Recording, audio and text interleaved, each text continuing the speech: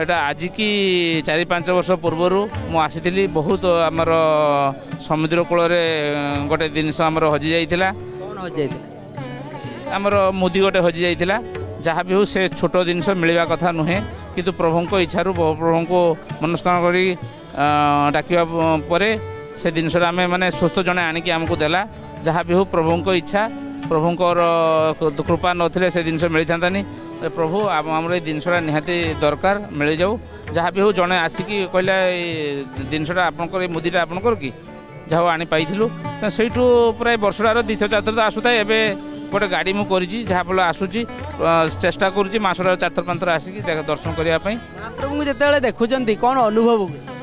ଅନୁଭବ ତାର ତ କିଛି କହିହେବ ନାହିଁ, ସେ ଅନୁଭବ କଥା ପ୍ରକାଶ କରିହେବ ନାହିଁ, ସେ ଅବର୍ଣ୍ଣନୀୟ। ତେଣୁ ତା ଆଉ କ'ଣ କହିବି ଭଗବାନଙ୍କ କଥା, ତାଙ୍କର ନୀଳା ମହିମା ତା କିଛି କହିହେବ ନାହିଁ। ସବୁ ଜିନିଷ ତା କଳ୍ପନା କରିହେବ ନାହିଁ, ଖାଲି ଅନୁଭବ କରିବା ଛଡ଼ା ଆଉ କିଛି କହିହେବ ନାହିଁ।